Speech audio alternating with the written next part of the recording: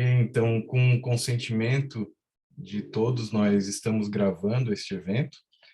Eu inicio desejando uma boa noite a todos e vamos então dar início à nossa segunda jornada LGPD na saúde do Laboratório Bridge. Eu sou Jades Rames, CEO do laboratório.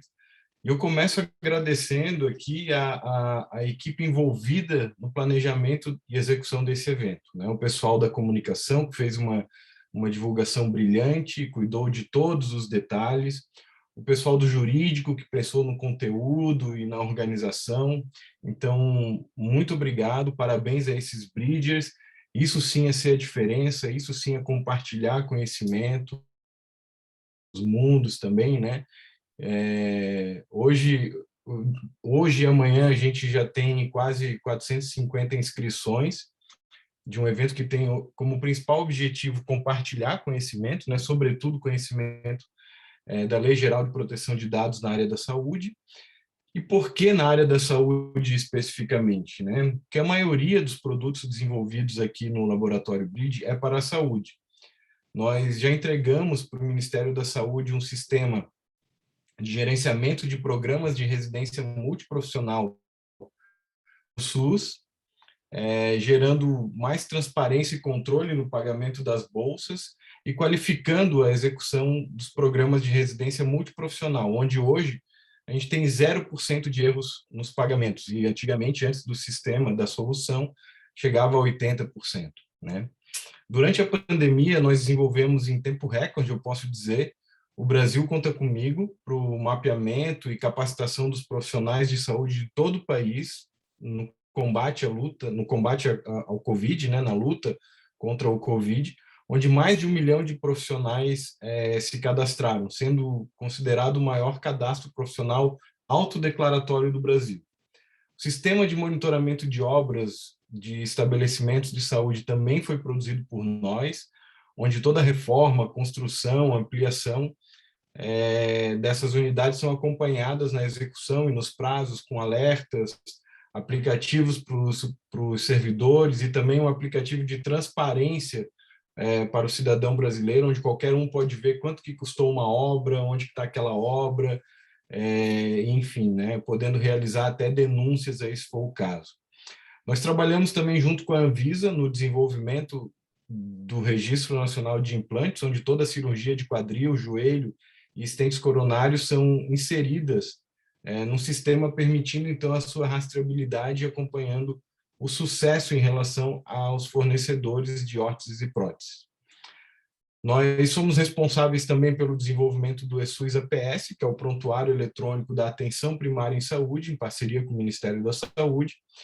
E o PEC, como também é conhecido, atende todo o Brasil, usado hoje por quase 25 mil unidades básicas de saúde em mais de 4.100 municípios em todo o território nacional, né? Podendo ser considerado hoje o maior prontuário eletrônico da América Latina, e há quem diga que já do mundo, né? E nós entregamos com um prontuário também alguns aplicativos mobile, como o Território para o Agente Comunitário de Saúde, Agente Combate a Endemias, Atividade Coletiva, Atenção Domiciliar, o aplicativo Gestão, como o próprio nome diz, voltado aos gestores, coordenadores e secretários de saúde, tendo indicadores dos atendimentos e da saúde de cada município. O Vacinação, que inicialmente foi até pensado somente para registro da vacina contra o Covid, mas entregamos com todos os imunos e permite hoje todos os registros de vacinação em campanha. E, recentemente, nós estamos contribuindo e sendo a diferença também para a educação, né, num projeto desenvolvido junto com o Ministério da Educação, onde a gente faz aqui um aplicativo chamado Jornada do Estudante, disponibilizando dados os serviços úteis, né, aos estudantes. Bem, o Laboratório Bridge é um laboratório da Universidade Federal de Santa Catarina, é um laboratório de pesquisa e inovação vinculado ao Centro Tecnológico e também conta com professores do CCS, do Centro de Saúde, e hoje nós temos 161 colaboradores, né, como chamamos também carinhosamente de bridgers. E atuamos na pesquisa e desenvolvimento de soluções tecnológicas para a gestão pública do país, que impactam a vida de milhões de brasileiros, né? Ganhamos já o prêmio de melhor laboratório de inovação do sul do Brasil, através do prêmio Labutantes, e o nosso propósito é contribuir para o bem das pessoas com tecnologia e inovação. E o futuro que a gente espera é ser a desenvolvedora, essa é a nossa visão, né? Desenvolvedora das melhores soluções tecnológicas para a gestão pública. Nós somos apaixonados por conectar pessoas através da tecnologia. Se você gostou, nos siga nas redes sociais, e faz parte da nossa cultura organizacional compartilhar conhecimento. E é isso que a gente está fazendo aqui, né? Promovendo gratuitamente o que chamamos de Jornada LGPD na Saúde, que acontece hoje e amanhã. Se você não se inscreveu ainda para o evento de amanhã, corre lá, que dá tempo. E eu agradeço aqui a confiança, né, e a presença de todos, e desejo que a gente tenha aqui um excelente evento, uma excelente troca de experiência, de conhecimento. Hoje nós temos a honra de receber como palestrante o senhor Cleobert dos Santos, a quem desde já eu agradeço a disponibilidade, agradeço por poder compartilhar conosco toda a sua jornada nesse assunto. O senhor Cleobert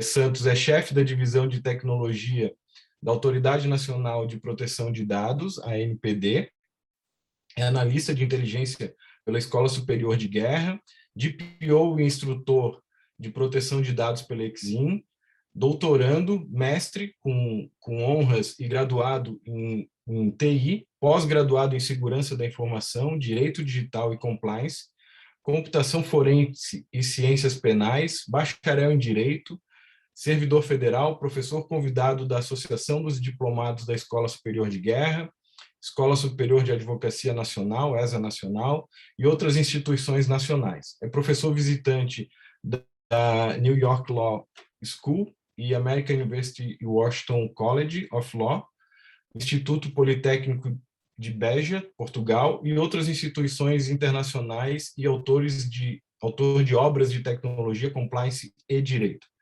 Tá aí um currículo, esse é o mini currículo, né? Imagina o completo. Então, agradeço mais uma vez, Cleobert, e dando continuidade, eu passo a palavra então para a Miliane, que é a nossa DPO e nossa assessora jurídica. Obrigado, bom evento a todos nós. Boa noite, então, obrigada, Jades.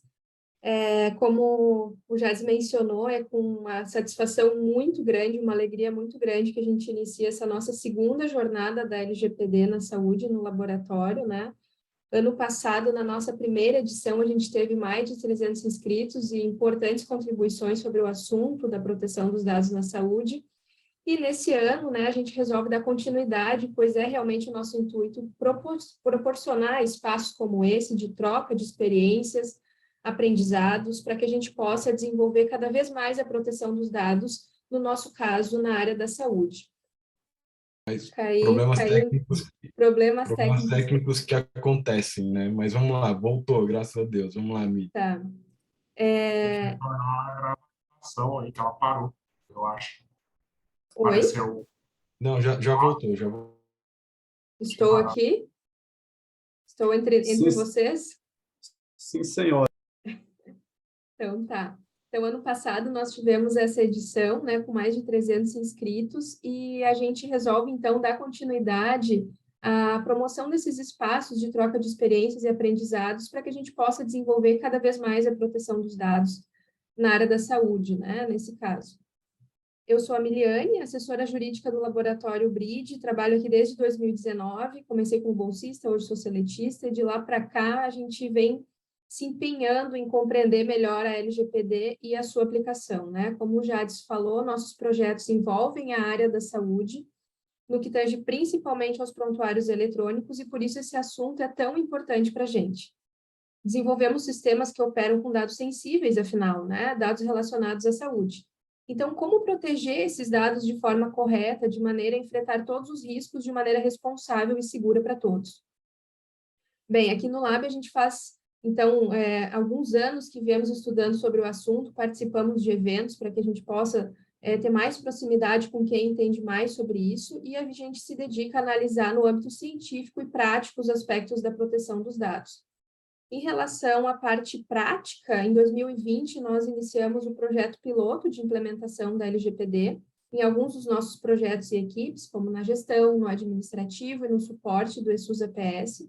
Fizemos uma estratégia a partir de um plano faseado em 3 etapas: preparação, plano de ação e avaliação e melhoria. E a estratégia como um todo envolveu, por exemplo, a elaboração de um inventário de dados e de um relatório de impacto à proteção de dados, conforme a própria LGPD nos coloca. Deu bastante certo, mas hoje a gente tem um cenário ainda mais desafiador, que é adequar todo o ESUS, APS, Mobile, PEC, o suporte à LGPD. E para enfrentar isso, a gente utiliza também metodologias ágeis, né, para organizar e agregar valor aos nossos processos e ao próprio produto final. Além disso, né, como assessora jurídica do laboratório, venho me dedicando para propor as melhores soluções para a equipe, tirando certificações internacionais, como DPO da ICSIM, reconhecida já em 165 países. E até mesmo formação complementar fazendo pós-graduação sobre o assunto. Na próxima semana, inclusive, a gente vai estar apresentando em Brasília o case de implementação da LGPD do BRID, no evento Agile Trends. A gente espera, então, trazer mais esse selo aqui para o laboratório, um selo de agilidade, principalmente dentro da área de proteção de dados. Já em relação à parte científica, a própria parte prática nos trouxe vários questionamentos sobre o que a gente deveria fazer, qual era o caminho mais acertado e seguro. A gente chegou a escrever trabalhos sobre o assunto, como em 2020, no Congresso Brasileiro de Informática e Saúde, no CBIS, sobre a Lei Geral de Proteção de Dados e a Interoperabilidade na Saúde Pública, que foi publicado na revista Journal of Health Informatics, mas as nossas dúvidas não diminuíram e nossos desafios aumentaram, né? Por isso, hoje, a gente vem desenvolvendo uma revisão sistemática para a gente ter uma visão global de como os países do mundo que têm leis sobre proteção de dados estão implementando isso na área da saúde, para que assim a gente tenha um posicionamento baseado em evidências, né? E isso possa nos auxiliar a escolher as melhores práticas a serem implementadas no Brasil, levando em conta, é claro, nossa realidade. A gente já publicou o nosso protocolo da revisão sistemática na Open Science Framework, selecionamos 27 artigos, dos 4.000 artigos que estavam dentro da nossa string de busca das bases de dados selecionadas. Encontramos estratégias sobre as questões de acesso e consentimento na proteção de dados em saúde em 22 países, que vão desde a Argentina a Taiwan. Estamos escrevendo o artigo e em breve ele será publicado. Esse é um breve resumo das nossas experiências, mas a gente está sempre divulgando nossos trabalhos nas páginas do Instagram, LinkedIn, Medium, é só vocês conferirem lá. Agora, sobre a dinâmica do evento, gente, eu vou pedir algumas coisinhas para vocês. Vai funcionar da seguinte forma. O nosso palestrante vai fazer sua explanação sobre o assunto de hoje, que levará cerca de 1 hora. E em relação ao esquema de dúvidas e perguntas, então, pedimos que coloquem no chat para que, ao final, elas sejam respondidas. A gente vai fazer todo o possível para responder os questionamentos dentro de um tempo estipulado, mas, caso não seja possível, nos colocamos à disposição para conversar após o evento através do e-mail lgpd@brid.ufsc.br. Também pedimos que vocês mantenham os microfones desligados durante todo o evento, porque são muitas pessoas e pode gerar algum tipo de distração e mesmo confusão, tá? E, por último, os certificados, eles devem sair tão logo ou, no máximo, até o dia 26, a próxima sexta, ok? Sem mais delonga, eu agradeço novamente nas palavras do Jades, né? O professor Cleobert, que prontamente aceitou o nosso convite para participar do evento. Realmente foi uma grande conquista nossa que o professor Cleobert participasse desse evento, trazendo todo o know-how, como o Jades mencionou, no mini currículo dele, para cá. E eu espero que essa jornada nos traga boas considerações sobre o assunto, que é tão importante no contexto da saúde e da tecnologia. E agora eu passo a palavra para você, professor, que vamos falar um pouquinho, então, sobre segurança digital aplicada a dados de saúde. Seja bem-vindo. Olá, boa noite a todos e todas. Logo de imediato, eu peço desculpas por estar usando essa camisa, né? Porque daqui a pouco eu vou sair do evento, infelizmente.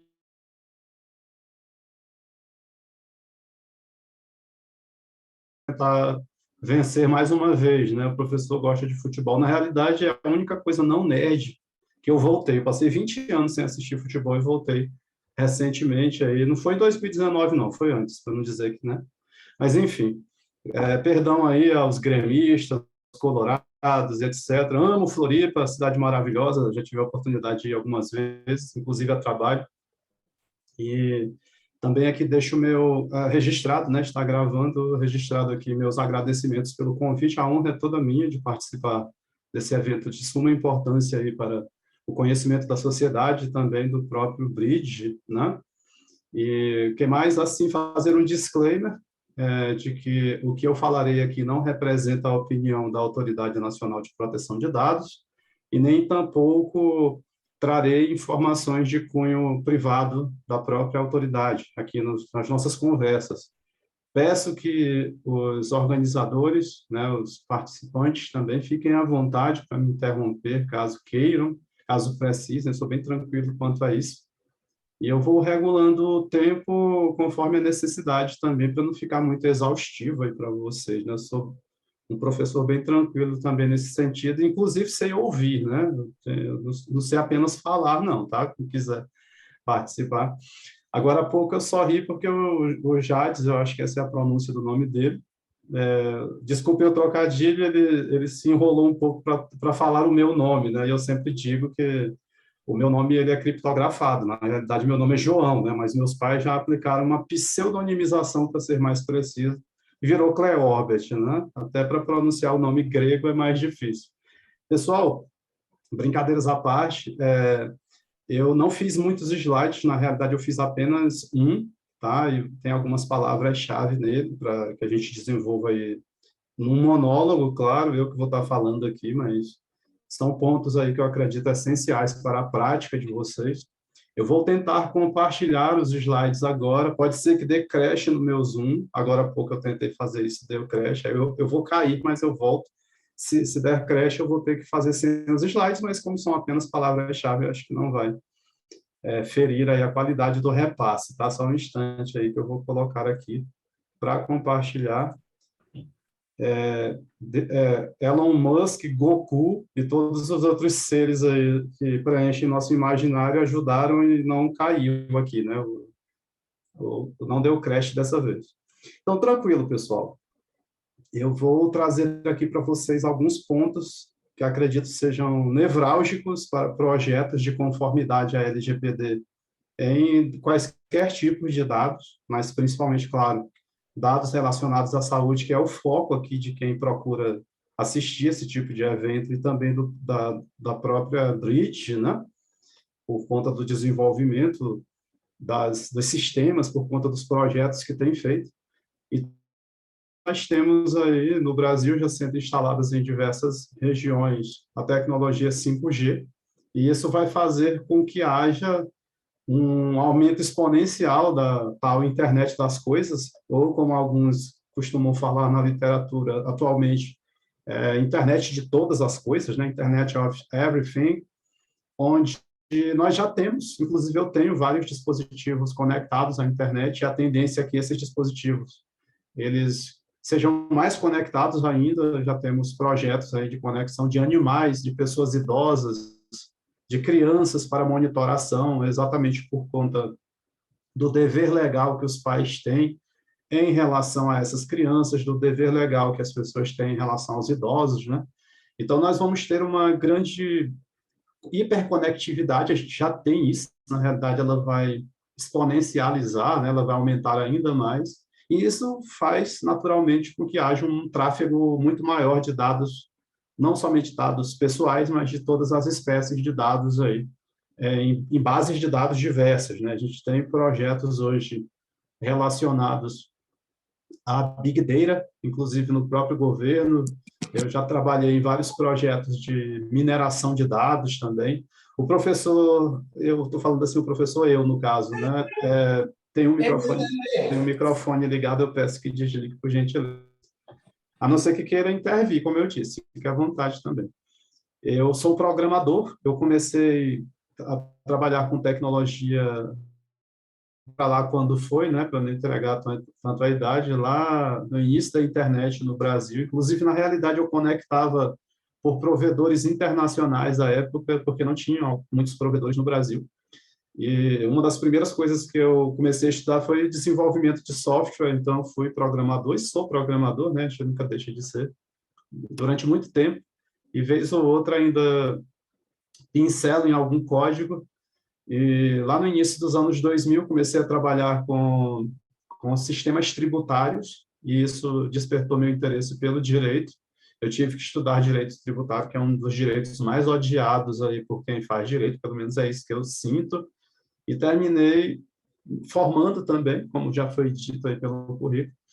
E, claro, esses sistemas que eu desenvolvia, para a gente não fugir muito da temática, eles careciam de proteções, né? Principalmente sistemas tributários, onde, em lugares que eu andei, verdade seja dita, havia muita corrupção em alguns lugares dos quais eu trabalhei, na realidade, dos quais eu prestei serviços, né? Como o software ali desenvolvido, os clientes tinham preocupações porque as pessoas faziam manobras, né, ilícitas nos sistemas que eles usavam à época, às vezes muitos processos ainda em papel, e uma das grandes preocupações era exatamente a segurança. Então, eu tive que estudar muito sobre desenvolvimento de software, desenvolvimento seguro de software. Aqui eu já deixo uma dica, né, para quem trabalha já sabe disso, mas para quem não sabe, para quem não tem essas afinidades, a Microsoft tem um framework de desenvolvimento seguro, que ele é muito interessante. Eu vou colocar aqui no chat também um projeto bem famoso de segurança para vocês, pesquisadores, darem uma olhada depois, que é o OASP. A gente que eu falo, o pessoal da segurança bebe muito nessas fontes, né, da OASP também. A gente tem muitos guias por lá para quem quer desenvolver de maneira segura, para quem quer fazer segurança da informação de uma maneira ampla. Então, voltando para o slide, a gente tem aí a tecnologia 5G expressada nele, apenas para exemplificar, porque não somente a 5G, como a internet das coisas que eu já mencionei, e a própria inteligência artificial, aqui eu aproveito para ir deixando as dicas de estudos aí para vocês. A gente tem uma modalidade de inteligência artificial, a qual eu também pesquiso, chamada AI Causal, ou IA causal, né? Além de nós termos implementações de IA usando Deep Learning, aprendizado profundo, Machine Learning, aprendizado de máquina, que com certeza os senhores e as senhoras talvez já tenham ouvido, aliás, se é com certeza vocês ouviram falar, né? Ou talvez tenham ouvido falar, mas essa modalidade de IA preditiva, ela serve para, com o passado, né, com bases de dados, você tentar predizer o futuro, você tentar ter insights do futuro. Já a IA causal, ela fica entre a análise preditiva e a inteligência artificial utilizada para tomada de decisão. Uma das coisas que o professor estudou, quando eu falo professor sou eu, né, que eu estudei na Escola Superior de Guerra, onde, de maneira honrosa também, sou professor atualmente, foram ações de inteligência. Vocês já podem até ver que no slide tem a palavra inteligência, que eu vou comentar depois. E uma das etapas de ações de inteligência é a tomada de decisões. E a gente toma decisões, nós seres humanos, com base em dados.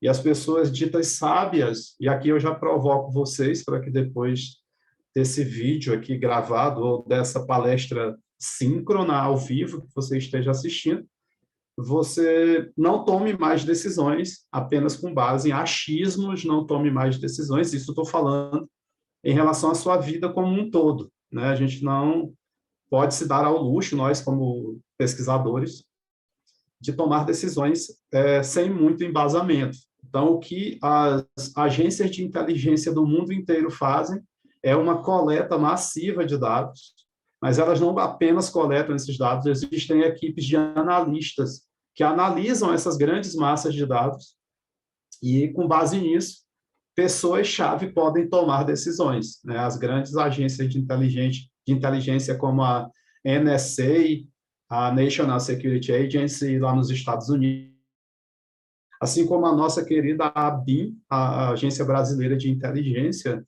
aqui no Brasil, elas fazem isso, elas fazem coleta de dados, fazem filtragem de dados, agregação de dados, quando há reunião de dados, e elas também fazem análise desses dados para que pessoas como o próprio presidente da República ele possa tomar determinadas decisões de maneira mais acertada.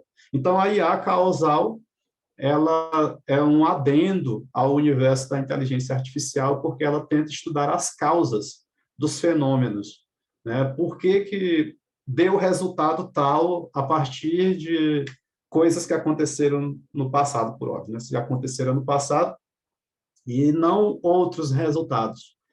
Com ela, a gente também faz simulações de resultados diversos, né? Ela nos ajuda nesse sentido. Professor, você está divagando. Sim, é porque tudo isso está ligado, pessoal, aos dados de saúde, né? A gente tem essas infraestruturas todas acontecendo, né? O pessoal, antes da minha fala, o pessoal organizador do evento, o Jades falou sobre projetos durante a pandemia. As vacinas foram criadas usando inteligência artificial, né? A gente teve, o professor gosta de futebol, né? A gente teve um 7-1 da Alemanha há algum tempo, com base em análise de dados, com base em ciência de dados, com base em inteligência artificial, que estudou nossos jogadores brasileiros para que a Alemanha conseguisse aquele resultado. Então, tudo isso está interligado. E eu vou trazendo essas questões mais novas, né? Para que vocês possam fazer suas pesquisas. Então, aqui nesse slide, tecnologia 5G simboliza qualquer coisa avançada no momento. A gente tem, por exemplo, as PETs, né? Eu vou colocar PET, que são as Privacy Enhanced Technologies, tecnologias melhoradas para a privacidade, ou então tecnologias cuja privacidade está melhorada neles, né? Vocês estudem a respeito. A ENISA, né, um órgão de segurança europeu, que é uma boa fonte também de conhecimento, como a autoridade francesa, a CNIL, como a AICO, né, lá da Inglaterra, também um local, esses locais são muito bons de material para estudos de vocês, mas as PETs, elas são tecnologias que já nascem com conceitos que talvez vocês conheçam como de privacy. Vou tentar digitar rápido aqui, né? Privacy by Design, privacidade por projeto, onde você deve levar em consideração a privacidade em todas as fases da construção de um serviço ou produto. E a Privacy by Default também, que você já habilite a privacidade como padrão nos serviços e produtos que você entregue, né? Hoje a gente tem em nossos smartphones, né? Estou tentando enganar o algoritmo, agora enganei, né? Chego mais próximo da câmera de ver meu celular. A gente tem os nossos smartphones fazendo perguntas separadas a respeito da utilização de dispositivos que se encontram nesse smartphone. Por exemplo, você instala uma nova aplicação e ela pergunta para você, você deseja que essa aplicação acesse sua lista de contatos? Aí você permite ou não, mas geralmente é uma espécie de contrato de adesão, a gente termina aceitando, né? Mas não é isso que eu quero comentar. Depois ela pergunta, você permite na realidade que essa aplicação acesse o seu microfone do seu celular, depois pergunta se pode acessar a câmera, depois se pode levar a sua alma embora também, por aí vai. Essas perguntas divididas, elas casam com esse paradigma de privacy by design. E aqui eu estou falando como programador também, não apenas como profissional da área jurídica. No passado, talvez vocês lembrem, quando nós instalávamos aplicações, fazia-se apenas uma pergunta. Aparecia uma lista enorme de privilégios que a aplicação gostaria de ter, né, os acessos todos, né, a lista de contatos, microfone, etc., etc., e você concordava ou discordava apenas em uma pergunta. E isso fere exatamente esse tipo de paradigma como do privacidade por padrão, né, privacy by default, que é gêmeo siamês aí praticamente do privacy by design. E eu repito, eu estou aqui no chat mandando mensagens, fiquem à vontade vocês também para comentarem aí os meus comentários ou para fazerem as devidas perguntas, para que a gente tente respondê-los aí ao final. O que mais? A gente tem hoje, agora falando um pouco de questões jurídicas, né? Eu mostrei o celular para vocês, né? Está aqui de novo, o algoritmo olhando meu celular, de fato. ele hoje é considerado, não somente nos Estados Unidos, mas aqui no Brasil, pelo nosso Supremo, pelo STF, como uma extensão da nossa personalidade. Ou seja, o meu smartphone, por ser pessoal, ele possui dados pessoais meus, e esses dados pessoais me representam, então esse smartphone é uma extensão do Cleorbit, né?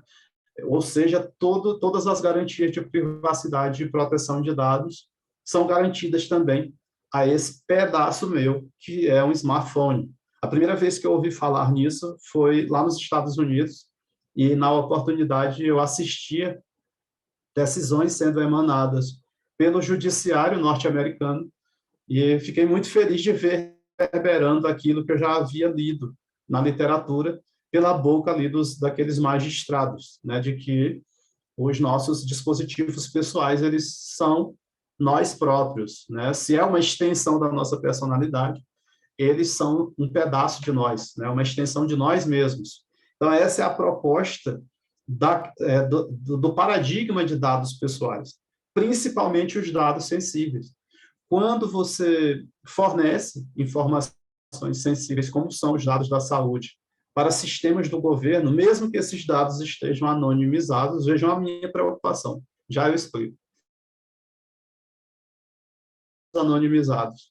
Ou que eles passem diretamente por um processo de anonimização, quando você os fornece, há uma preocupação muito grande de profissionais como eu, porque ali são pessoas, não são dados, né? A lei chama de titulares de dados as pessoas cujos dados fazem referência. Esse conceito já tem sido debatido, inclusive por mim, nos grupos de pesquisa, dos quais eu faço parte. Claro que isso não nasce apenas da minha cabeça, isso é fruto de estudos com outros profissionais, com outros professores.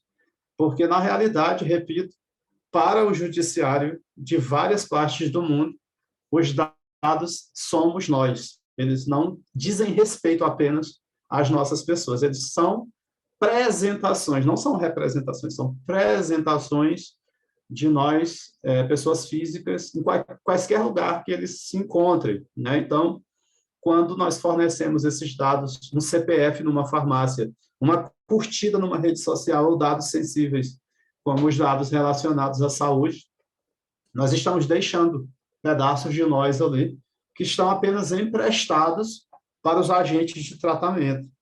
Esses agentes de tratamento, eles têm que ter as justificativas plausíveis e legais, aqui no Brasil, com base na LGPD, principalmente, mas também na Constituição Federal, e respeitando as demais normas do ordenamento, conforme as teorias que a gente estuda no direito, como a teoria do diálogo das fontes.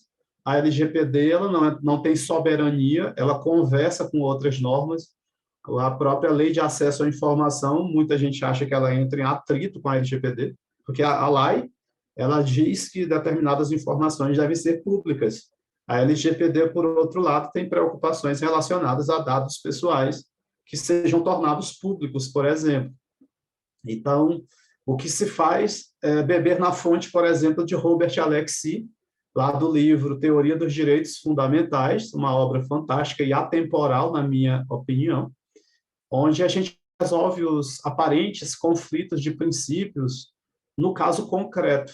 A gente vai ter situações onde, aparentemente, uma lei da vida está em conflito com a LGPD, ou onde o Código de Defesa do Consumidor, talvez, aparentemente deva ser utilizado e não a LGPD. A gente vai resolver esses casos no caso concreto, né? A gente vai tentar dirimir esses eventuais conflitos, aí, aparentes conflitos, no caso concreto. E para que a Fernanda está olhando, são complementares, exatamente, Fernanda. Eu vou lendo aqui o que vocês vão falando aqui no chat. Exatamente, a lei e a LGPD são complementares, e eu ainda digo mais, fazendo adentro a sua fala, de que todas as normas do ordenamento, e fora dele, a gente tem o Brasil assinando tratados internacionais, e a gente tem os próprios princípios gerais de direito, né? Que abarcam o mundo inteiro, em tese, e tudo isso é complementar, né? A gente tem a teoria que eu comentei agora há pouco do Eric Jaime, o pensador alemão famoso aí, que é a teoria do diálogo das fontes, né? e serem aplicadas no caso concreto, aqui eu falo de Alexi novamente, para o bem da sociedade, né? A gente não traz a LGPD como um obstáculo, né? A gente traz a LGPD como algo específico e complementar, como a Fernanda Staiano colocou. E o laboratório Bridge, eu não sei quem está por trás aqui, está pseudonimizado aqui, o participante disse que a colocação e a referência foi de ter esse feedback. Então, essas são muitas das preocupações em termos de tecnologia, em termos de dados sensíveis, que pessoas que pesquisam a área como eu tenho. E digo mais para vocês, antes de entrar nos demais tópicos, aí eu vou ter o cuidado aqui com o horário, claro. Nós, na minha opinião, nós todos somos vulneráveis frente à tecnologia, inclusive eu, que sou programador, para você ter ideia do meu ponto de vista. Mas antes de falar disso, eu lembrei que eu deixei um objeto ainda não destruído pelo Garbage Collector. Os programadores entenderão o que eu estou dizendo. Eu falei que até mesmo dados anonimizados são preocupações de pessoas como eu, exatamente porque já se chega à conclusão, minha gente, de que não existe anonimização. Por mais que você aplique técnicas e metodologias para não mais identificar dados que anteriormente diziam respeito às pessoas, que isso é o processo de anonimização, já chega-se à conclusão de que é quase impossível fazer isso por conta do cruzamento de dados, né? Você pode, com metadados, você pode chegar àquelas pessoas novamente, à identidade daquelas pessoas, por meio do cruzamento de bases de dados diferentes, mesmo que todas estejam anonimizadas. Depois vocês vão lá no JUS Brasil, eu estou digitando aqui, cleorbit.jusbrasil, acho que .com.br, tem artigos que eu escrevo. Um deles fala sobre DNA, e eu dou vários exemplos onde dados aparentemente anonimizados foram com facilidade tornados identificadores novamente daquelas pessoas, daqueles titulares de dados. A gente já teve sites na internet, bases de dados para pesquisadores, como o pessoal do Bridge, com DNAs de pessoas, as pessoas forneciam aquilo voluntariamente para fins de pesquisa, os dados estavam anonimizados, mas Cleorbits do mal, quem jogava Street Fighter sabe que tinha um Akuma, lá no Street Fighter o professor é nerd, viu? De vez em quando eu brinco com essas coisas, já falei até do Goku, né? O Akuma era uma espécie de demônio, né? Demônio em japonês, a palavra Akuma, ele representava uma face do mal ali, então e existia o Evil Ryu, né, o Ryu do mal, então às vezes aparece um Evil Cleorbit, né, um Sith, falando de Star Wars, ou seja, aparecem crackers de fato, os caras estudam as tecnologias, eles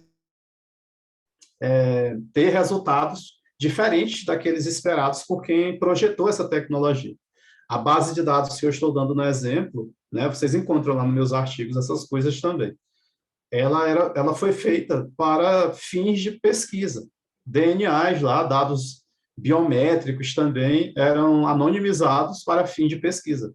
Só que crackers ou hackers do mal, ou hackers do mal, como queiram falar, descobriram como quem estava por trás de cada um daqueles DNAs. Então, essas bases de dados tiveram que ser removidas da internet, justamente não só porque feriam normas de proteção de dados, mas porque punham em risco as pessoas ali. Ali eram dados de seres humanos. E você sabe, né, você que me assiste, que discriminação usando dados é apenas uma das coisas que podem acontecer pelo uso indevido de dados pessoais.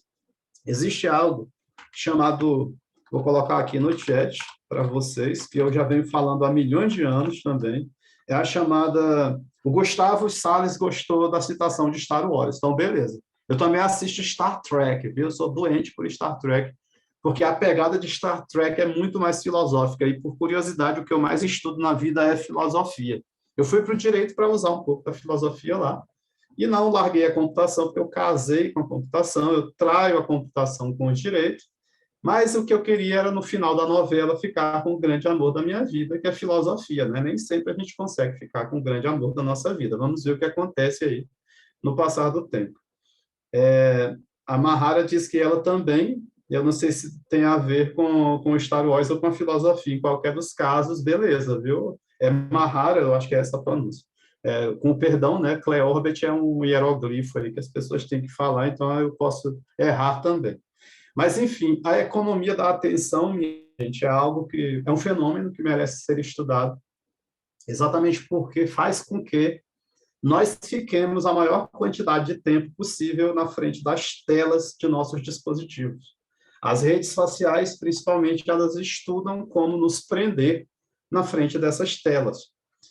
Estudos comprovam que quando nós vamos apenas fazer uma postagem numa rede social, a gente ainda gasta 1 hora, mais ou menos, na frente dessas redes sociais.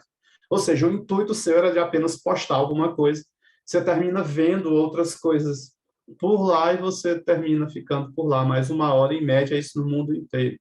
Então, a economia da atenção, assim como a economia baseada em dados, é uma das grandes preocupações dos pesquisadores.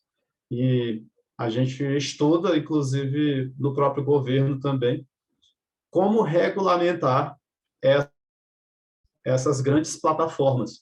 Quem estudou marco civil, já eu volto para o slide, eu estou costurando aqui, a gente vai chegar nesses tópicos também. Quem estudou marco civil da internet compreende que há uma faceta de responsabilidade frente às plataformas digitais que é tratada de maneira distinta no Marco Civil. Explica, professor. Lá no Marco Civil, os provedores, como a Facebook, como a Meta, não podem ser responsabilizados por conteúdo gerado por terceiro, ou seja, pelas nossas postagens, a não ser que estejam desrespeitando uma decisão judicial que peça a remoção de um conteúdo, por exemplo. Penso de maneira distinta. A Facebook, eu falo da Facebook porque é uma das plataformas mais famosas, mas a gente tem inúmeros outros exemplos, TikTok, seja lá o que for.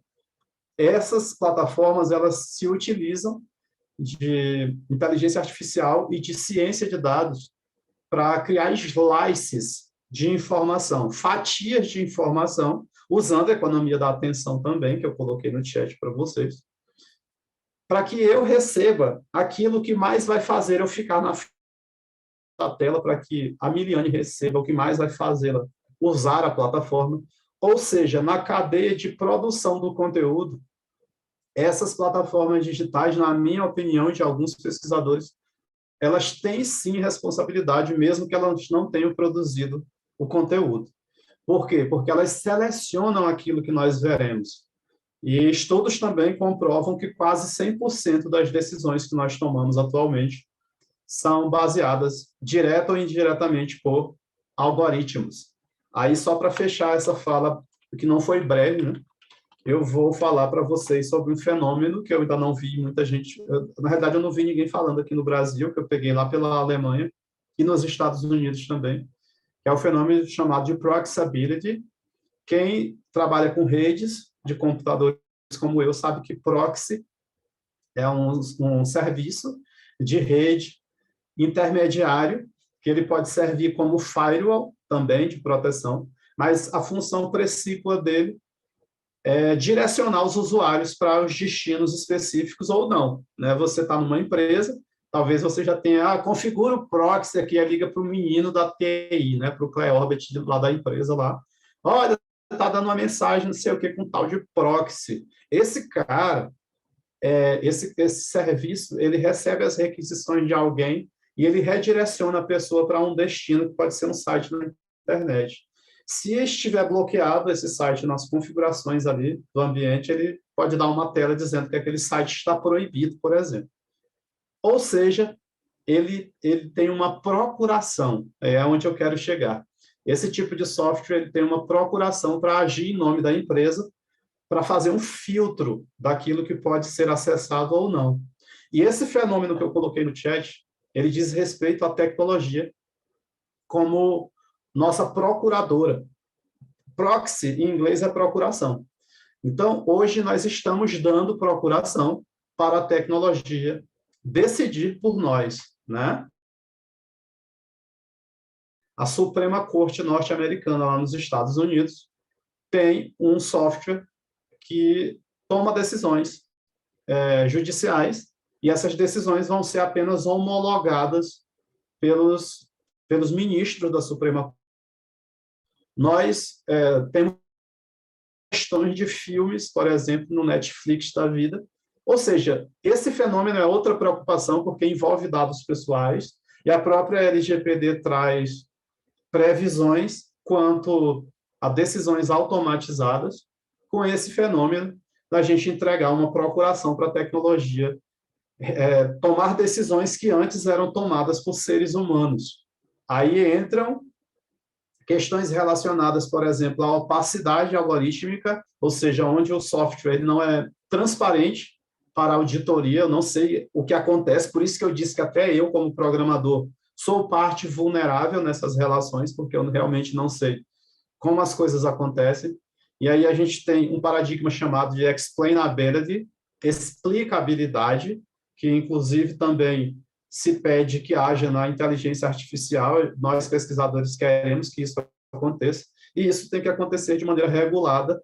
Porém, o desafio é fazer isso frente a questões de segredo industrial, questão de segredo de negócio, e também a própria inovação tecnológica, que a gente quer que as coisas aconteçam, mas não quer ferir o próprio progresso tecnológico. Mas vamos voltar aqui para o slide em programas de conformidade. A LGPD, eu poderia estar dias a fio falando só desse tópico com vocês, mas eu vou me conformar em dizer para vocês que vocês só conseguem proteger aquilo que vocês sabem que existe. Então, um dos grandes passos, um dos passos mais trabalhosos em um projeto, em um programa de compliance é o mapeamento de dados pessoais, você descobrir onde os dados pessoais estão na empresa, quais são os bancos de dados que a gente chama na literatura de data points, eu vou colocar aqui para vocês, são os locais onde esses dados, eles não apenas são armazenados, mas eles trafegam, então vocês têm que desenhar o que a gente chama de ciclo de vida dos dados, isso pode facilitar demais a vida de vocês. Como é que o dado chega? Se for falar de um sistema, por exemplo, desses que a Bridge cria, como é que o sistema informático, né, o sistema informatizado, ele recebe os dados? Esses dados vêm de outro software, esses dados vêm de um serviço do governo, esses dados vêm porque alguém alimenta manualmente. Eu faço upload de informações no sistema, vocês têm que mapear todas essas entradas e vocês têm que mapear todo o percurso dos dados lá no sistema. E onde esses dados vão ficar em repouso. Repouso são os bancos de dados. Os dados em trânsito é quando eles estão em movimento, por exemplo, numa rede de computadores, via Wi-Fi, via internet, internacional de dados. Aí aqui eu falo para vocês sobre essa moça bem aqui, ó, a TIA, a Transfer Impact Assessment, avaliação de impacto da transferência internacional de dados. Leiam a respeito disso. Você estudando o ciclo de vida dos dados, você vai ter mais condições de fazer a aplicação das medidas de segurança cabíveis em cada etapa da vida desses dados. Há algo chamado, vou colocando aqui no chat, chamado linhagem de dados, que faz parte desse terceiro item aí do slide, que é a governança de dados. Isso aí, pessoal, é Alice no país da governança de dados. Isso é uma área extremamente grande também. Na realidade, tudo né? Sherlock Holmes que disse, né? Para uma mente... nada é pequeno para uma mente ampla, né? Então, todos esses itens que eu trouxe aqui para vocês é um mundo de informações aí. Mas a linhagem de dados na governança, ela nos fornece o ciclo de vida dos dados, ao mesmo tempo que nos fornece todas as alterações que são feitas durante o ciclo de vida dos dados. Porque chega no sistema, o dado é armazenado, alguém pode alterar esses dados podem sofrer um processo de criptografia, esses dados podem ser agregados com outros dados, e a linhagem dos dados nos dá isso. lá na área de governança. Outra coisa da governança de dados que vocês devem fazer em projetos de conformidade à LGPD é a classificação dos dados. Existem coisas que você não diz para ninguém, são os segredos mais profundos da sua alma, né? Pelo menos em tese, já que nem tudo a gente fala para todo mundo. Você classifica dados também. Algumas informações você não fala para ninguém, algumas você só fala para aquelas pessoas de confiança.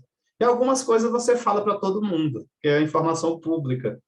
Esse tipo de classificação natural do ser humano é previsto em normas, é previsto na governança de dados. Vocês têm que classificar os dados para saber como protegê-los.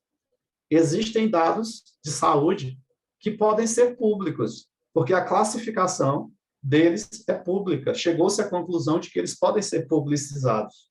Existem outros tipos de dados que eles, de saúde, por exemplo, para não fugir da temática da palestra, que eles só devem ser acessados internamente na empresa. Existem outros que podem ser acessados fora da empresa, mas apenas por funcionários, usando uma VPN, por exemplo. Ou seja, você vai classificando os dados conforme as políticas internas da empresa e conforme o grau de criticidade desses dados. Existem alguns que apenas algumas pessoas na empresa podem ter acesso. E você fazendo essa classificação, você pode implementar uma das medidas de segurança mais famosas do mundo da segurança da informação, que é o acesso. É você saber quem acessa o quê e, ao mesmo tempo, você implementar outra medida, que é a medida de auditoria. Eu preciso saber quem foi que acessou aqueles dados, quem foi que modificou aqueles dados. E, inclusive, preciso deixar registrado também nos tais arquivos de log, os famosos arquivos de log, que geralmente são apenas arquivos de texto com informações essenciais para monitoração e para auditoria. Eu preciso saber a hora e a data daquele evento de segurança. Quando alguém acessou, quando alguém alterou o dado, quando alguém apagou o dado. E também, pessoal, as tentativas infrutíferas, porque isso pode acender um alerta para a minha equipe de segurança entrar em ação. Digamos que às 2h, alguém fica tentando acessar determinados dados, e isso não é previsto na política de uso dos sistemas da empresa. Então, isso tem que gerar um alerta, tem que ser registrado nos arquivos de log, né, nos arquivos que os sistemas geram para fins de monitoração e auditoria, e isso deve ser prontamente detectado por equipes de resposta a incidentes. As empresas no Brasil ainda não têm, poucas delas têm, equipes especializadas em responder a incidentes de segurança. Elas precisam capacitar pessoas, ou elas têm que terceirizar esse tipo de serviço. Porque uma das premissas da LGPD é a comunicação de incidentes que possa resultar em alto risco ou dano relevante aos titulares de dados. Os agentes de tratamento, em geral, eles têm que comunicar os titulares e a autoridade de dados caso ocorra um incidente que possa causar risco ou dano aos cidadãos donos daqueles dados. E eu só consigo comunicar da maneira que a NPD quer que comunique, se pelo menos eu conseguir detectar.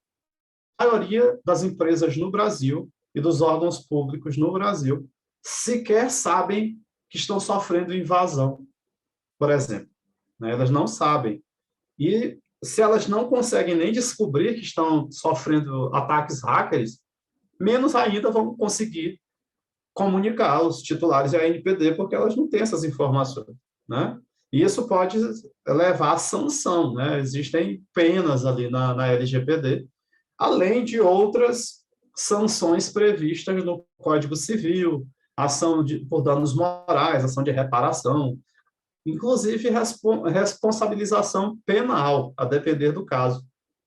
E a gente tem outras, né? O Código de Defesa do Consumidor e por aí vai. O que mais que eu posso falar, né? Eu já falei que no programa de compliance o passo mais importante, na minha opinião, aqui para esse debate é o mapeamento de onde os dados se encontram, que a governança nos ajuda nesse sentido.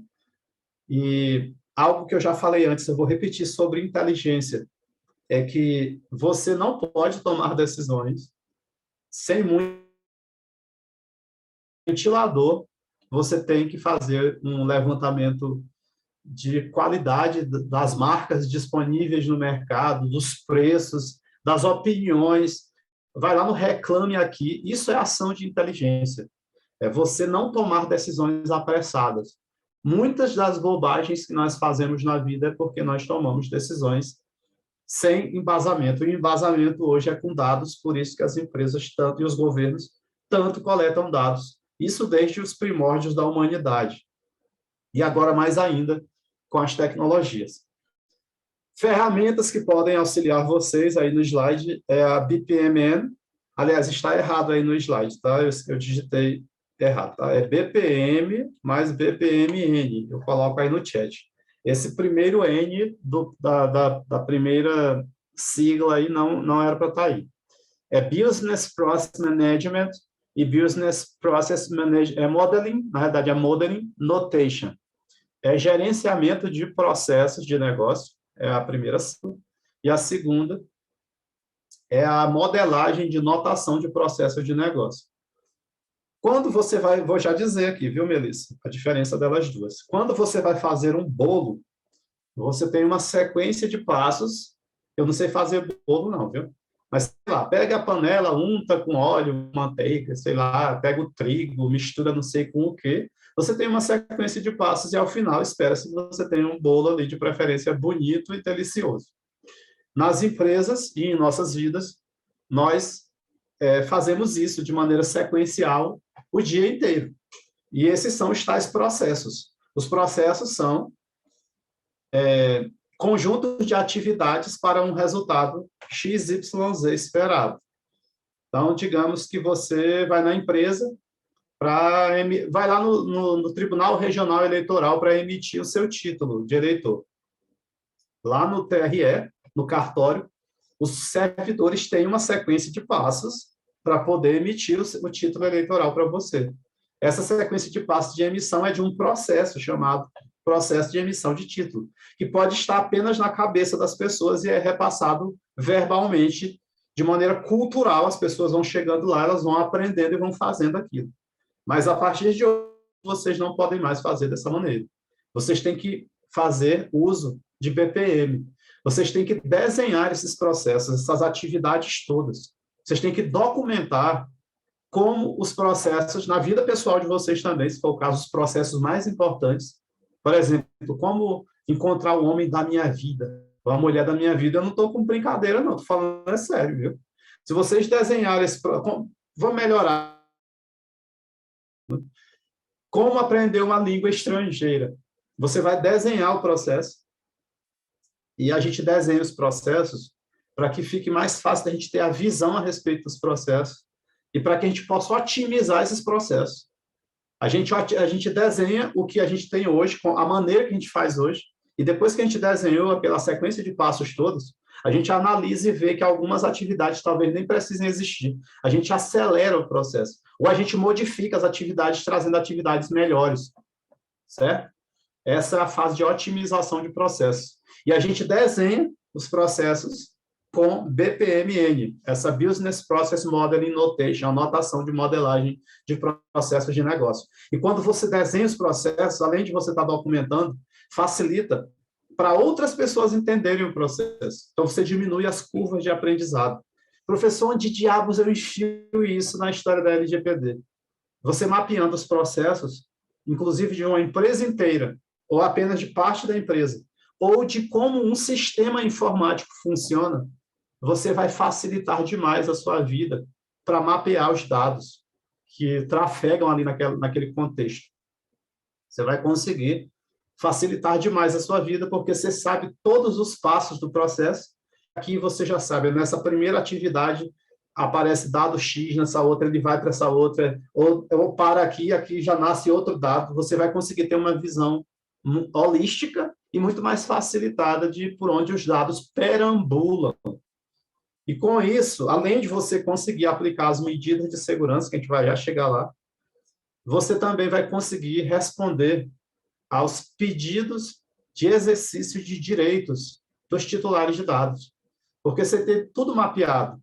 Aí o Cleorbert liga lá para a sua empresa, meu amigo, eu quero saber agora se você trata dados meus. Você tem que ter isso imediatamente ali para fornecer em tempo, em prazo razoável, que é como a lei fala, responder se você tem ou não. Olha, Cleorbert, a gente tem, pois eu quero uma cópia. Você tem que fornecer uma cópia desses dados. Você só consegue fazer isso se você tiver feito o dever de casa. E essas ferramentas que eu estou demonstrando para vocês, elas facilitam demais a nossa vida nesse sentido. Eu participei de inúmeros projetos de conformidade à LGPD, agora não posso mais fazer, porque eu estou do outro lado da cerca, né? Eu estou no agente regulador, na ANPD. Mas antes, mesmo da LGPD, eu participava de projetos da GDPR, do Regulamento Europeu, o meu know-how tanto de TI quanto de direito, né? Beleza. Eu fiz um mapeamento, eu descobri onde é que os dados estão, onde é que os dados trafegam dentro dos sistemas, onde é que os dados trafegam e onde os dados são armazenados. Nos sistemas, ou num setor específico, ou na empresa inteira, e etc, etc. Ou no mundo, né? Transferências internacionais de dados. Agora eu preciso fazer a gestão de riscos. Espera aí só um instante. O Daniel Marques de Almeida, de Bragança e Bourbon, ele diz aqui, dashboards sobre dados de atendimentos agregado poderiam ser publicizados até que nível? Daniel, essa é uma pergunta que cai no que eu falei agora há pouco sobre a classificação dos dados. Aí você pode usar também uma premissa. Há interesse público para você publicizar esses dados?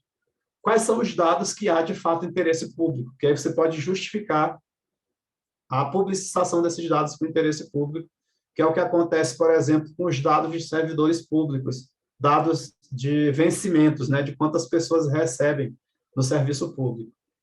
Fernanda, professor, existe algum estudo realizado para regulamentar a proteção de dados e privacidade na Web 3.0? Sim. Fernanda, a gente tem pesquisas nesse sentido. Se você for, por exemplo, no Google Scholar e pesquisar sobre esses temas, você vai encontrar várias pesquisas já nesse sentido. A Melissa pergunta qual a diferença do registro de operação de tratamento e o mapeamento de dados. O registro de operação de tratamento é fruto, Melissa, do mapeamento. Você faz o registro das atividades de tratamento. Tem muita pergunta aqui agora, né? Só voltar aqui. O mapeamento de dados é para você descobrir onde os dados trafegam, onde os dados estão. A roupa, né, o registro de operações de tratamento, ele trata das atividades de tratamento, ou seja, aquilo que você faz com os dados. E a LGPD pede isso, essa é a diferença. Gustavo, daqui a pouco eu dou uma lida aqui, viu? Senão eu vou ferir aqui o meu tempo, tá? Só um instante aí, o pessoal da organização vai acompanhando vocês, que apareceram mais perguntas do que eu previ aqui. Vamos lá. Voltando para o slide rapidamente. Eu espero ter respondido a contento de maneira rápida aí as perguntas de vocês, né? Gestão de risco. Eu fiz um levantamento daquilo que eu preciso proteger, que nesse caso aqui seriam os dados pessoais, e tanto faz ser sensível ou não. E eu descubro que é sensível usando a classificação, eu já falei para vocês, né? Eu classifico os dados pelos tipos de dados, etc. E a gestão de riscos é outra área fantástica, onde você tem que levantar aquilo que você precisa proteger, já falei. Aí você faz um levantamento das ameaças, aquilo que você quer proteger. Por exemplo, digamos que você quer proteger a sua casa. Quais são as ameaças? Um raio cair na sua casa, um ladrão invadir sua casa, uma enchente, se você mora num lugar que acontece enchente, um terremoto, geada, né? Enfim, todas as ameaças devem ser mapeadas. Aí você faz um levantamento da probabilidade dessas ameaças atingirem aquilo que você quer proteger, que é a sua casa. A probabilidade é alta de acontecer uma enchente, você anota, a probabilidade é alta de acontecer uma enchente por conta dessa região. Probabilidade alta de um ladrão invadir minha casa, porque minha casa está num bairro muito perigoso. Agora eu moro num bairro nobre, cheio de polícia. Probabilidade baixa de haver furto na minha casa. E você anota essas probabilidades. Aí depois você passa para uma análise chamada análise de impacto. Se as ameaças atingirem aquilo, o impacto é baixo, é médio ou alto. Existem outras formas de fazer isso. Eu estou traduzindo para vocês de maneira rápida Um mundo de coisas, tá bom? Se o ladrão entrar na minha casa, qual é o impacto para mim? Se na casa não tem nada dentro, talvez o impacto seja baixo. Agora, se na casa tem o meu PlayStation 5, por exemplo, aí o impacto vai ser alto, né? Se acontecer isso. Ou então tem o meu bonequinho do Goku e o ladrão leva embora. O impacto é alto. É assim que vocês devem construir a gestão de riscos em relação aos dados pessoais, inclusive os da saúde. Vocês têm que fazer o levantamento de todas as ameaças, isso falando de sistemas informatizados também. Qual é a probabilidade dessas ameaças atingirem aqueles dados? E se atingirem, qual é o impacto? Tanto agora falando de LGPD, tanto o impacto para você que mantém o sistema ou mantém a empresa, quanto para os interessados, que são os titulares de dados. Vocês têm que fazer esses levantamentos. Feitos esses levantamentos, vocês vão saber. Olha, disse que a Letícia se inscreveu, Dante. Tem alguém falando ao microfone. Feito esses levantamentos, eu vou saber, pessoal, quais são as coisas mais de prioridade, quais são as prioridades, o que é que eu preciso proteger rapidamente. É proteção contra enchente, ou é proteção contra ladrão, ou é proteção contra ransomware, ou é proteção contra exfiltração de dados, que é a cópia, o vazamento de dados, né, em outras palavras. Eu vou ter esse levantamento feito, aí eu vou beber nas normas e padrões de segurança da informação, como essas normas ISO, que talvez você já até conheça. Deixa eu ir digitando aqui no chat. Cadê aqui? 27701 e 27005. Eu coloquei normas da ISO sobre segurança da informação para que vocês saibam quais são as medidas de segurança aplicáveis no universo da tecnologia. Existem normas também nesse sentido do Instituto de Padrões e Segurança dos Estados Unidos, o NIST, e existe isso aqui também, dei uma pesquisada sobre o SIS Controls. Inclusive tem o SIS Privacy Guide também, que é um documento novo dessa entidade. Leiam essas normas de segurança após terem feito, claro, a gestão de riscos, para que vocês possam aplicar as medidas de segurança que constam nesses documentos. Esses documentos que eu coloquei aí, o Sérgio, já eu falo sobre criptografia. Esses documentos que eu coloquei aí, do NIST, da ISO e do SIS, eles trazem boas práticas sobre medidas de segurança. Vocês vão dar uma lida e, conforme o contexto, vocês aplicam as medidas de segurança, a depender do orçamento para investir naquilo, a depender das prioridades de segurança que você identifica fazendo uma boa gestão de risco, a depender do tempo que você precisa para fazer isso. Inclusive, em alguns momentos, você pode transferir o risco para fora da empresa, que é quando você contrata uma empresa para cuidar daquilo. Eu mesmo não quero proteger, eu contrato alguém para fazer aquilo. Os dados pessoais, existem seguro atualmente de dados pessoais. Você transfere o risco para uma empresa terceira.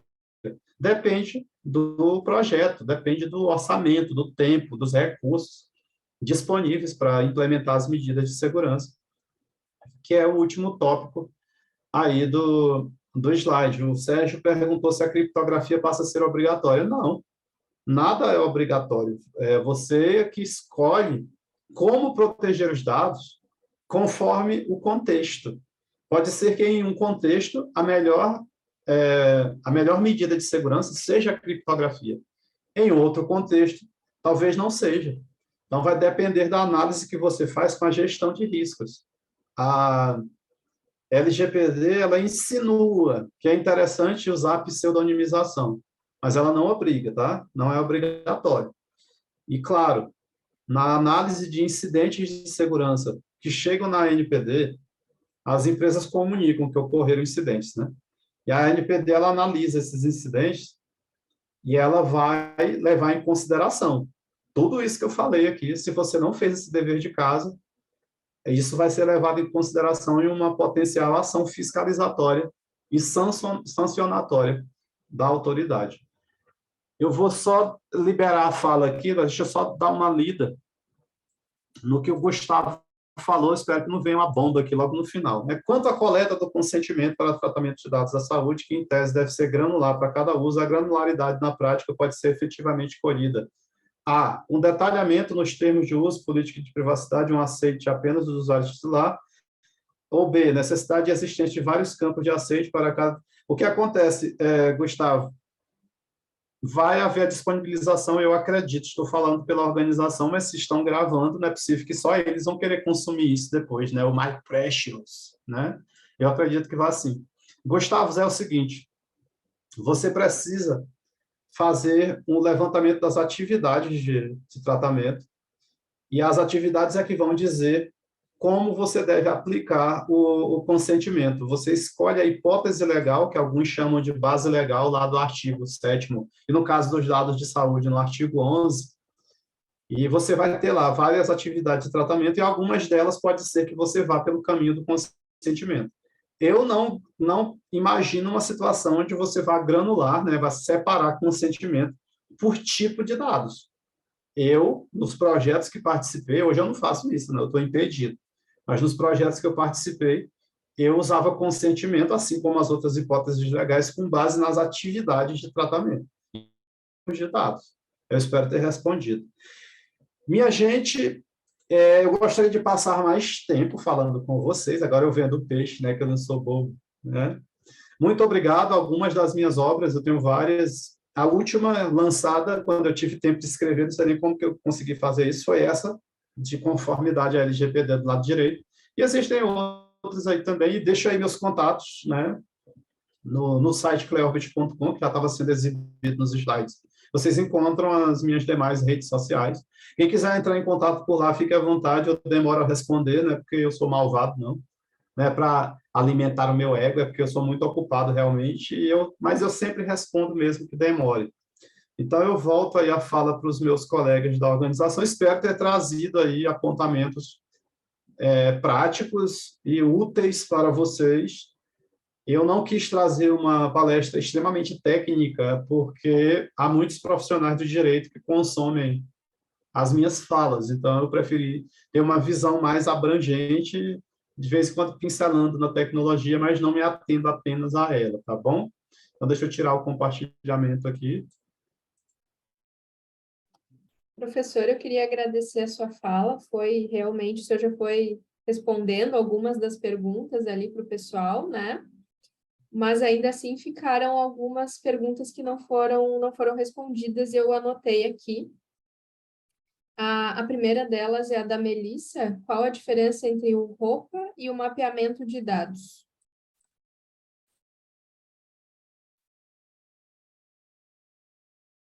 O senhor quer que eu faça todas e depois... Não sei se o prof travou. Parece que travou. Espera aí um pouquinho, deixa eu falar com ele aqui, né?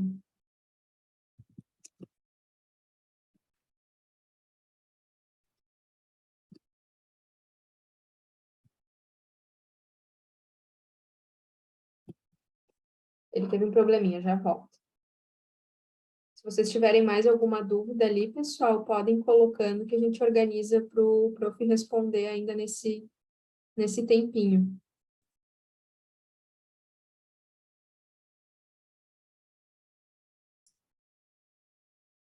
Ele foi respondendo já à medida, né, que voltou aí, professor.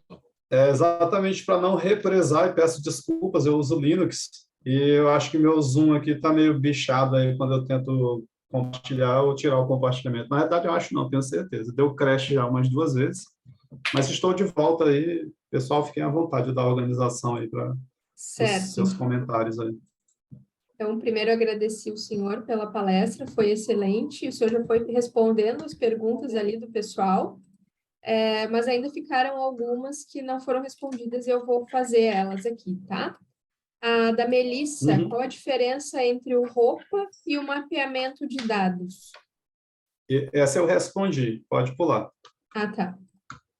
André Luiz, BPM é tipo disciplina, filosofia gerencial e BPMN é um diagrama, anotação dessa filosofia? De certa maneira, sim, né? O BPM é o paradigma completo de gestão com base em processos. E o BPMN é uma ferramenta desse universo que você usa para desenhar os processos, né? Para facilitar a sua vida. Inclusive, eu uso também desenvolvimento de software, essas coisas, né? Eu deixo como dica aí para os desenvolvedores. Certo. E eu acho que E Pode falar.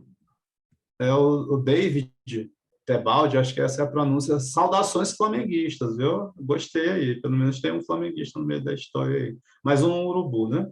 Vai lá, volta a fala para a Miriane. Eu não vou dizer que eu sou flamenguista, na verdade sou gremista, né? Mas daquele jeito que a gente não torce nem nada, só é porque o pai é e a gente acabou sendo também. É isso aí. Eu também herdo do meu pai essas coisas maranhenses, né? No Maranhão só passava, eu sou maranhense, né? Só passava Globo. Então, você é vascaíno ou flamenguista por lá, né? Bem tranquilo. A opção é pouca. A pergunta do Gustavo, eu acho que o senhor já respondeu, né? Quanto à coleta do consentimento. Isso, Tá. Então, eu acho que nós esgotamos as perguntas, mas eu tenho alguns comentários para fazer. à vontade. Eu queria que o senhor falasse um pouquinho mais sobre a questão dos pets, né? Um pouquinho mais sobre esse assunto em relação à área da saúde. Como seria a aplicabilidade disso na área da saúde? Tranquilo. Inclusive, pessoal, eu lembrei disso aqui por uma pergunta deles que tem a ver com essa pergunta da Miliane, que é a criptografia homomórfica. Não tem nada a ver com essas questões de gênero, não, viu? A criptografia homomórfica, ela é uma espécie de criptografia que também é utilizada nas PETs, aproveitando a pergunta da Miliane, onde você lê dados criptografados. Eu já participo de projetos nesse sentido. Professor, eu aplico isso em tudo? Não, isso vai ter um custo computacional altíssimo. Você aplica isso conforme a sua gestão de riscos. Você aplica essas medidas de proteção, medidas de segurança, conforme o caso, né, como eu falei. Então, em alguns dados específicos, onde você não tem interesse de fornecer os dados, mas você tem interesse de fornecer metadados, por exemplo, sobre esses dados, você pode usar a criptografia homomórfica. Explica melhor, professor. Emiliane, eu já estou respondendo sua pergunta ao mesmo tempo, viu? Que isso aqui é utilizado lá nas PETs também.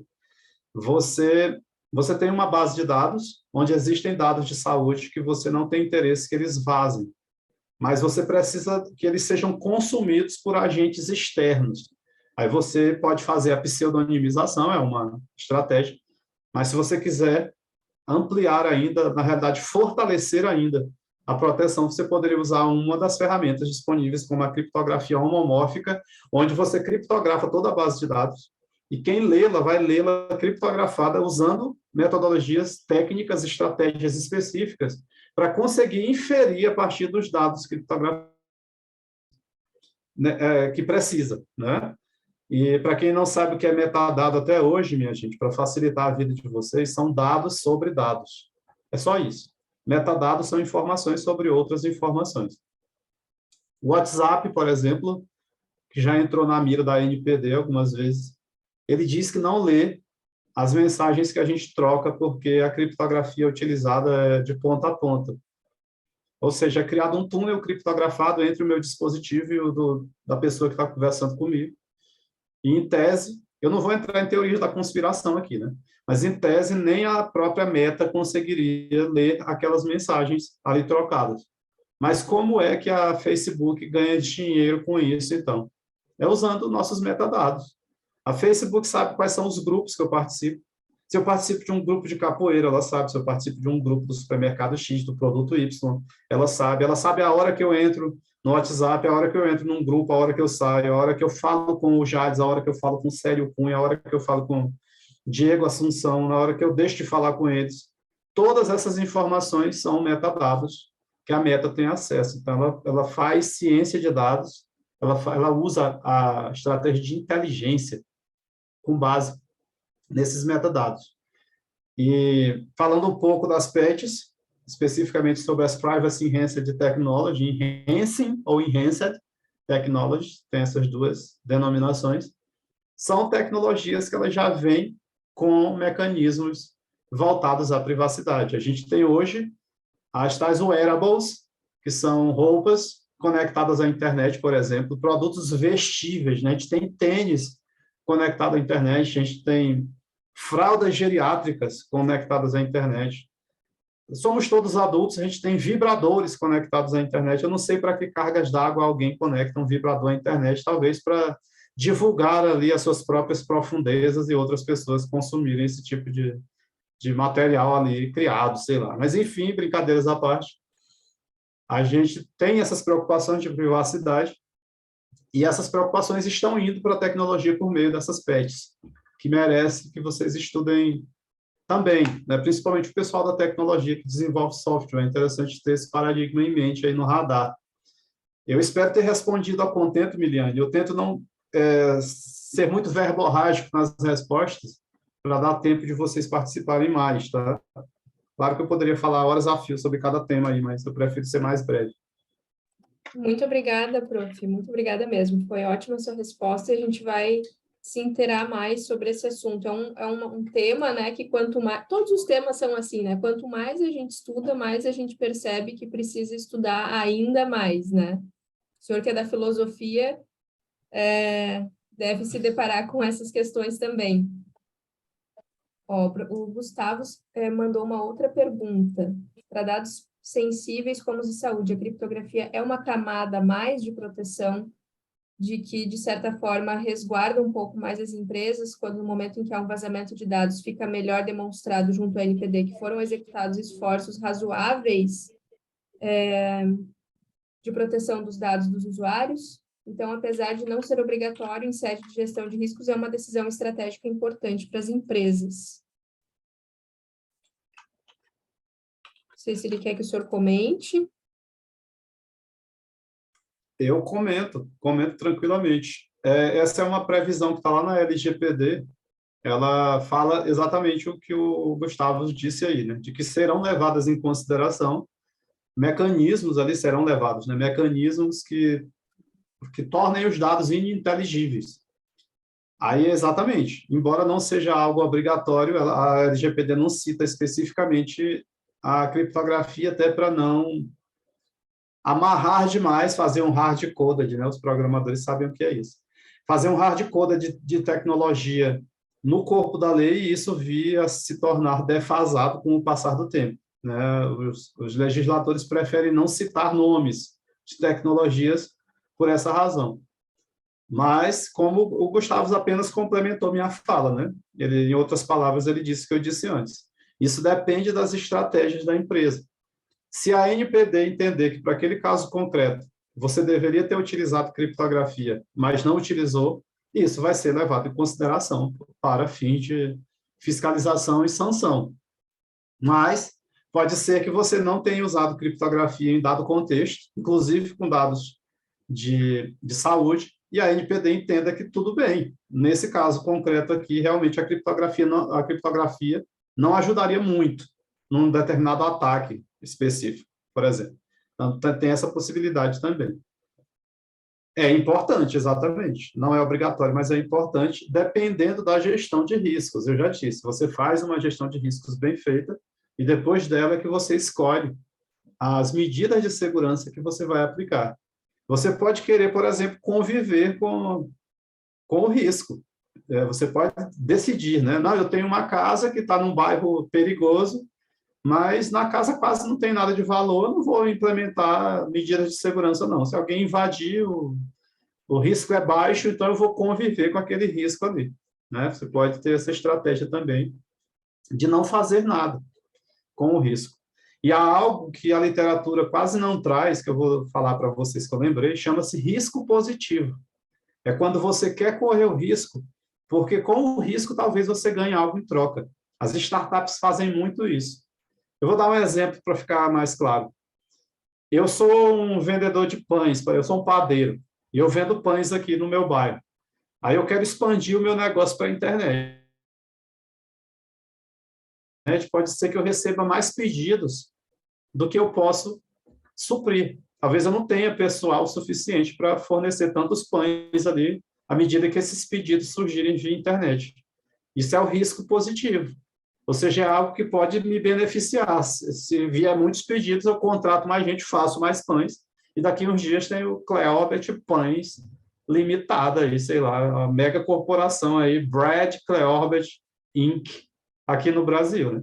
E você faz isso também na tecnologia, né? Você pode correr um risco porque é um risco positivo. As startups, como eu disse, elas fazem muito isso, elas apostam alto em um risco alto para tentar obter um resultado ali maior também.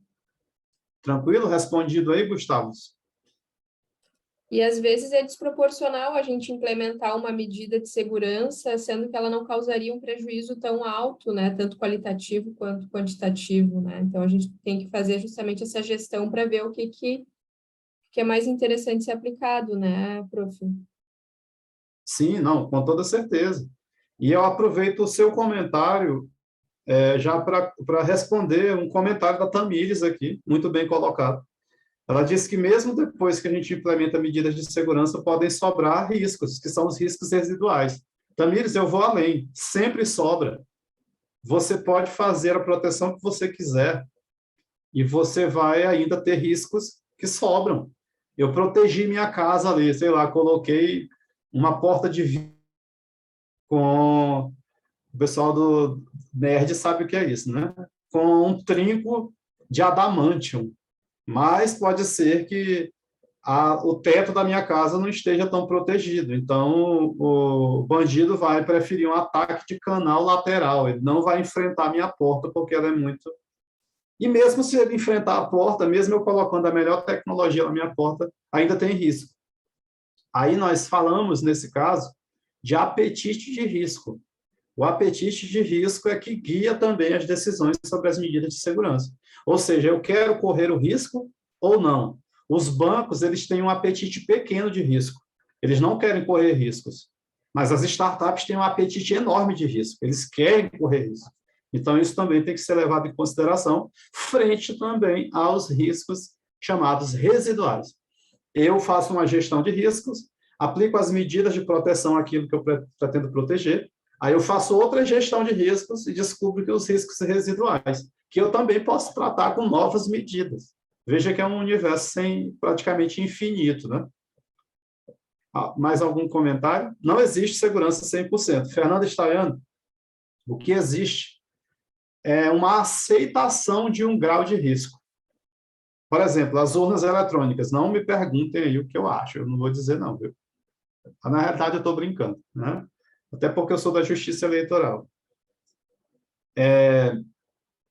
Segurança da informação, minha gente, é um conjunto de seguranças reunidas para dar um determinado grau, para tratar um determinado grau de risco. Você quer proteger até determinado limite. Por exemplo, um software. O software só seria seguro em tese se ninguém conseguisse entrar nele, inclusive o criador. Só que não tem sentido um software não ter uma porta de entrada, né? E mesmo que não tivesse entrada nenhuma, pode ser que alguém construísse uma entrada ali, não prevista. Então, a gente aplica as medidas de segurança até o nível do nosso apetite de risco. É isso que eu digo para vocês. Inclusive, agora eu vou falar para o pessoal da área jurídica, mas o pessoal que não é da área jurídica vai entender também, acredito. Pode ser que você seja invadido por um Cleorbert da vida, aqui me aproveito do meu currículo para brincar, e você comprove, frente a uma NPD da vida, ao judiciário, que era impossível você se proteger. Pode ser que haja a utilização daqueles mecanismos legais de motivo de força maior, por exemplo. Você comprove, olha, eu fiz todo o dever de casa, velho, eu protegi tudo, mas esse hacker era tão F que ele invadiu, né? Então, você pode alegar também essas questões. Você fez o dever de casa, foi até os limites ali da sua gestão de risco, do seu apetite de risco, etc. Mas vem um fela da P mais poderoso do que você ainda consegue entrar ali. Então, sei lá, o Bill Gates seria invadido ali por aquele atacante. Eu estou dando teorias para o pessoal jurídico aí aplicar na prática, viu? A cereja do bolo aí do evento para quem é da área jurídica. Something else? Bom, prof, não Mais sei se tem alguma mais coisa? alguma pergunta, pessoal. Nós já estamos ali chegando no nosso tempo, né? Mais ou menos previsto, que seria 1 hora de apresentação e meia hora de perguntas. Claro que a gente sempre tem comentários para fazer, principalmente agora no direito. Aqui em Santa Catarina, nós estamos bem avançados em relação da implementação da inteligência artificial em casos redundantes, né? Então, isso vai dar bastante ali o que falar na questão da proteção dos dados, na questão do direito e tecnologia, mas é um assunto que, por óbvio, a gente não esgota, né? Não sei se tem alguém mais perguntas, senão acho que vamos finalizando por hoje. Então, prof, muito obrigada. Eu também tive o privilégio de ser aluna do prof no último semestre. Agradeço muito em nome de todo o Laboratório BRID por toda a sua disponibilidade, atenção, paciência, né, em explicar todas essas coisas para a gente e responder nossas perguntas, anseios e tudo mais. O senhor está sempre convidado a participar das nossas atividades do BRID, né, seja na parte tecnológica, seja na parte da LGPD. E gostaria de, então, nos encaminhar, queria agradecer também todos os presentes, né, pela participação. O Wagner deixou um forms de satisfação para que vocês preencham, para que a gente continue melhorando. Nosso intuito é dar continuidade aí a esse evento. Então, ano que vem nós teremos, sim, 3ª jornada da LGPD na saúde, e por isso a gente quer melhorar, né, cada vez mais. E agradecer a todos vocês, o pessoal do laboratório, principalmente o professor aqui, por toda a paciência e tempo. E aguardar vocês amanhã, então, no nosso 2º dia de palestra e evento, e tirar dúvidas e tudo mais. Tá bem, pessoal? Então... Obrigado, viu, professor? Obrigado a todos também. Foi uma excelente aula e grande abraço aí para o senhor. Foi um prazer conhecê-lo e ter os conhecimentos aí do senhor hoje. Abraço a todos, pessoal. Até amanhã. Eu que agradeço, pessoal, pela organização e pelo feedback também do pessoal presente. Acho que é Mahara o nome dela, ela comentou sobre o Flamengo. Eu aproveito para finalizar fazendo raiva para os Zante. Tamo junto.